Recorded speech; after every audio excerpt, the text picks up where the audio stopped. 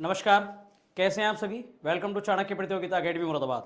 चाणक्य प्रतियोगिता अकेडमी मुरादाबाद के YouTube channel पर आपका बहुत बहुत स्वागत है। जैसे कि करंट अफेयर की सीरीज चल रही थी, अप्रैल 2024 का हम करंट कवर कर रहे थे, उसी को कंटिन्यू करते हुए आज हम अप्रैल 2024 के एक और वीडियो के साथ आपके साथ जुड़े हैं। बस वीडियो को शुरू करने से पहले इतना ही कहना चाहूंगा कि वीडियो को लाइक करें, शेयर करें, कमेंट करके जरूर बताएं कैसी लगी और वीडियो को और चैनल को सब्सक्राइब कर दें। ठीक है, तो चलिए शुरू करते हैं हमारी आज की वीडियो। आज की जो हमारी पहली न्यूज है विजत, इसका जो पहला क्वेश्चन है कि विश्व रजत सर्वेक्षण 2024 के अनुसार, विश्व रजत सर्वेक्षण 2024 के अनुसार हिंदुस्तान जिंक वैश्विक स्तर पर चांदी के उत्पादन में कौन से स्थान पर रहा है।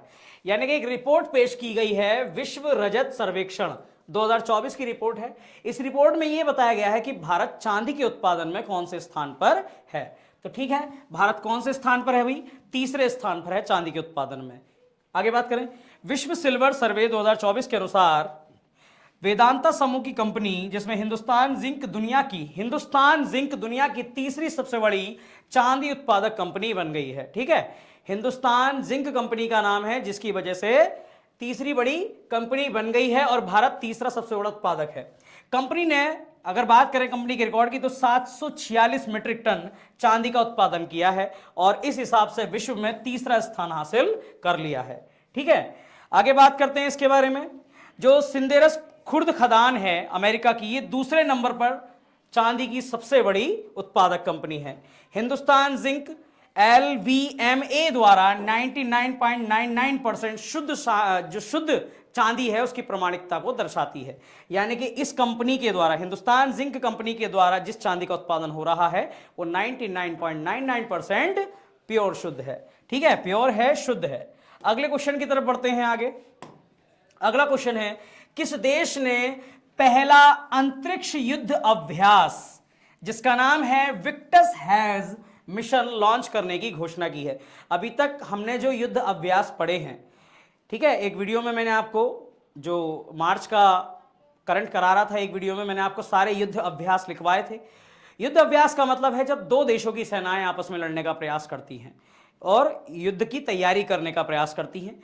लेकिन यहां बात चल रही है अंतरिक्ष युद्ध अभ्यास की। ठीक है, तो किस देश ने पहला अंतरिक्ष युद्ध अभ्यास, जिसका नाम होगा विक्टस हैज मिशन, इसकी शुरुआत करने की घोषणा की है? तो भैया अमेरिका पहला देश है जिसने पहला अंतरिक्ष युद्ध अभ्यास शुरू करने की घोषणा की है। यह युद्ध अभ्यास कहां होगा? अंतरिक्ष में होगा। विक्टस हैज मिशन 2025 में होगा।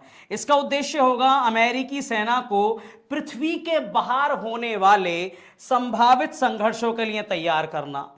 पृथ्वी के बाहर जितने संघर्ष होते हैं उनके लिए तैयार करना, वो भी अमेरिका की सेना को। बताइए कितनी दूर तक की सोच है। अगले क्वेश्चन की तरफ बात करते हैं। अगला क्वेश्चन है हमारा, भारत में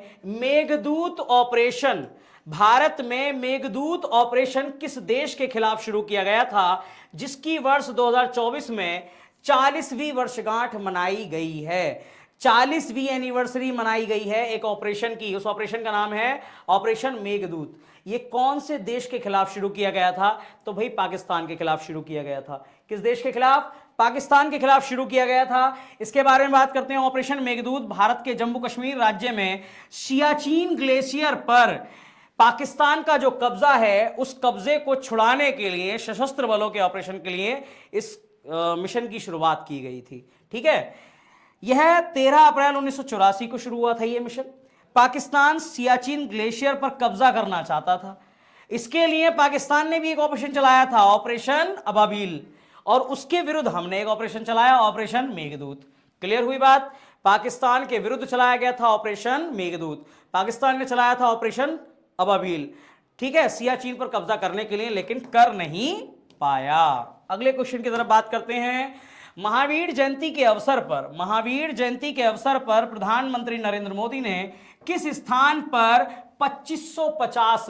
2550वें भगवान महावीर निर्वाण महोत्सव का उद्घाटन किया है? कौन से वे? 2550वें भगवान महावीर निर्वाण महोत्सव का आयोजन किया है। किसने किया है? प्रधानमंत्री नरेंद्र मोदी ने। कहां किया है भाई? तो भारत मंडपम। कहां किया है? भारत मंडपम में किया है, नई दिल्ली में। ठीक है, नरेंद्र मोदी जी ने, और 2550वां सम्मेलन है, आगे ध्यान रखेंगे इस बात का। नरेंद्र मोदी ने भारत मंडपम नई दिल्ली में महावीर स्वामी के 2550वें निर्वाण महोत्सव का उद्घाटन किया है। यह महोत्सव भगवान महावीर को समर्पित है। इस अवसर पर प्रधानमंत्री नरेंद्र मोदी ने एक डाक टिकट और एक सिक्का भी जारी किया है। हर साल चैत्र मास में शुक्ल पक्ष में, और वो भी त्रयोदशी तिथि को यह जयंती मनाई जाती है। महावीर स्वामी के जन्म की बात करें तो 540 ईसा पूर्व इनका जन्म हुआ था। जो बिहार का वैशाली है, कुंडग्राम, वहां पर इनका जन्म हुआ था। बाकी जैन धर्म के बारे में आपको सब पढ़ा चुका हूं। पिता का नाम सिद्धार्थ, माता का नाम त्रिशला, ठीक है, ये सब आपको बेसिक जानकारी आपको सभी पता है। आगे बात करते हैं अगले क्वेश्चन की तरफ। तो आईआईटी रुड़की के शोधकर्ताओं ने, आईआईटी रुड़की के कुछ शोधकर्ताओं ने किस जगह पर प्राचीन विशालकाय सांप जिसका नाम रखा गया है वासुकी इंडिकस की जीवाश्म की खोज की है, के जीवाश्म की खोज की है। वासुकी आपको पता होगा, भगवान शिव के गले में जो नाग पड़ा होता है उस नाग का नाम है वासुकी, ठीक है, वासुकी उसका नाम है। तो किस आईआईटी रुड़की के शोधकर्ताओं ने किस जगह पर प्राचीन विशालकाय एक सांप का जीवाश्म खोजा है और उस सांप का नाम रखा है वासुकी, ठीक है, वासुकी। तो भैया कच्छ गुजरात से, कच्छ गुजरात से ये सांप का जीवाश्म खोजा गया है। किसकी अध्यक्षता में? प्रोफेसर सुनील वाजपेयी और post doctoral fellow Devjit Datta ने। इन लोगों ने एक सांप की एक नई प्रजाति खोजी है जिसका नाम रखा है वासुकी इंडिकस। क्लियर? और ये जो पुराना, ये जो खोजा गया है, ये कितना पुराना सांप मिला है? तो 47 मिलियन वर्ष, 47 मिलियन, 1 मिलियन मतलब 10 लाख, 47 मिलियन साल पुराना ये जीवाश्म मिला है। कहां से? कच्छ गुजरात से। और बात करें इसकी लंबाई की तो भैया 36 से 50 फीट की लंबाई, 36 से 50 फीट की लंबाई का ये सांप माना जाता है, ठीक है, इतना लंबा सांप मिला है। तो कहीं ना कहीं इसे भगवान शिव के वासुकी के जीवाश्म से जोड़ा भी जा रहा है। तो चलिए आगे बात करते हैं अगले क्वेश्चन की तरफ। अगला क्वेश्चन है हमारा, अमेरिका के किस देश के लिए, अमेरिका ने किस देश के लिए संयुक्त राष्ट्र की पूर्ण सदस्यता देने के अनुरोध को रोक दिया है? मतलब अमेरिका ने किस देश को मना कर दिया है कि भैया तुम्हें यूएन की पूर्ण सदस्यता नहीं मिलेगी? तो किस देश को मना किया है? फिलिस्तीन को। फिलिस्तीन को, जैसा कि आपको पता है कि हाल ही में अभी फिलिस्तीन और इजराइल का जो युद्ध चल रहा था, ठीक है, इसी के साथ साथ इस चीज के लिए उन्होंने पूर्ण सदस्यता देने के लिए मना कर दिया है। अमेरिका ने संयुक्त राष्ट्र सुरक्षा परिषद में फिलिस्तीन को संयुक्त राष्ट्र की पूर्ण सदस्यता देने पर वीटो का मतलब मना कर दिया है, ठीक है। वर्तमान में फिलिस्तीन संयुक्त राष्ट्र में एक गैर सदस्य के रूप में है, गैर सदस्य के रूप में, मेंबर तो है लेकिन गैर सदस्य के रूप में है। आगे बात करें, अब वो परमानेंट सदस्यता चाह रहा था, नहीं मिल पा रही भाई साहब इसको।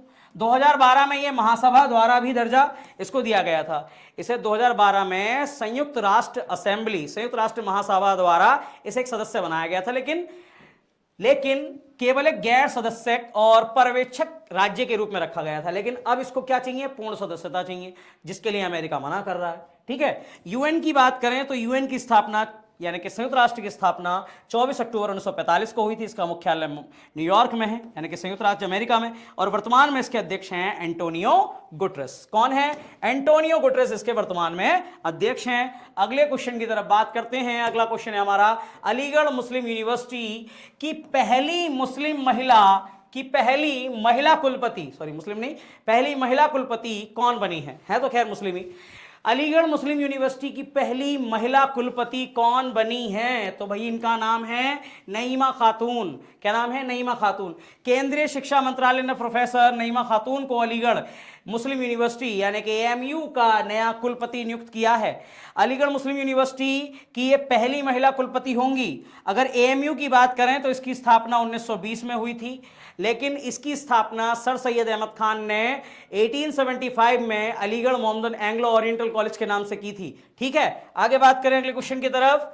चलिए अगला क्वेश्चन है हमारा, वैज्ञानिक और औद्योगिक अनुसंधान परिषद CSIR, scientific and industrial education, अनुसंधान परिषद भारत की सबसे बड़ी जलवायु घड़ी भारत की सबसे बड़ी जलवायु घड़ी का अनावरण किस स्थान पर किया है?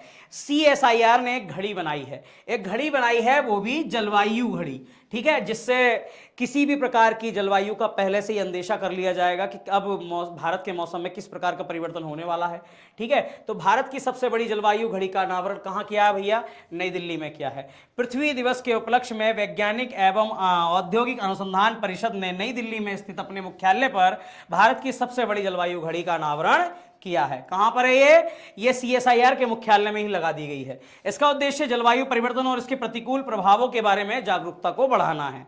क्लियर हुई बात? CSIR की बात करें तो इसकी स्थापना 1942 में हुई थी। इसका मुख्यालय नई दिल्ली में है और वर्तमान में इसके अध्यक्ष हैं एन कलाई सेल्वी। एन कलाई सेल्वी इसके वर्तमान में अध्यक्ष हैं।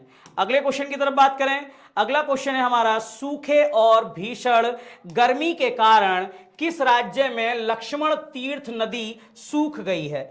कौन से राज्य में है लक्ष्मण तीर्थ नदी जो सूखा पड़ने के कारण और गर्मी के कारण ये नदी सूख गई है? तो भैया कर्नाटक में है ये नदी। कर्नाटक में है, कावेरी नदी की एक सहायक नदी है। कावेरी नदी की सहायक नदी है, जो ब्रह्मगिरी की पहाड़ियां हैं वहां से निकलती है, ठीक है, ब्रह्मगिरी की पहाड़ियों से निकलती है। कौन सी नदी? तो लक्ष्मण तीर्थ नदी, जो कि कावेरी की सहायक है। कर्नाटक की बात करें तो इसकी स्थापना 1 नवंबर 1856 को हुई थी। इसका मुख्यालय बेंगलोर में है। वर्तमान में इसके CM हैं सिद्धारमैया और इसके जो गवर्नर हैं वो हैं थावरचंद गहलोत। क्लियर? चलिए आज की लास्ट न्यूज कवर करते हैं। भारत की गीता सबरवाल किस देश में संयुक्त राष्ट्र की स्थानीय समन्वयक के रूप में नियुक्त की गई हैं? भारत की हैं गीता समरवाल, जिन्हें यूएन की तरफ से स्थानीय समन्वय नियुक्त किया गया है। कहां? इंडोनेशिया में, ठीक है। संयुक्त राष्ट्र के महासचिव एंटोनियो गुटरेस ने भारत की गीता सबरवाल को इंडोनेशिया में यूएन के समन्वयक के रूप में नियुक्त किया है। समन्वयक का कार्य है जो यूएन को प्रमोट करे, यूनाइटेड नेशन को प्रमोट करे, ठीक है, यूनाइटेड नेशन को प्रमोट करे। आगे बात करें संयुक्त राष्ट्र की तो इसकी स्थापना 24 अक्टूबर 1945 को हुई। इसका मुख्यालय न्यूयॉर्क में है और अभी बताया इसके अध्यक्ष है एंटोनियो गुटरेस, ठीक है। ये हो गई आज की हमारी टॉप 10 न्यूज और इसी के साथ हम इस वीडियो को समाप्त करते हैं। बस वीडियो को लास्ट करने से पहले आपसे इतना ही कहना चाहूंगा कि वीडियो को लाइक करें, शेयर करें और कमेंट करके जरूर बताएं। चैनल को सब्सक्राइब कर लेना। आज के लिए इतना ही। सभी को जय हिंद।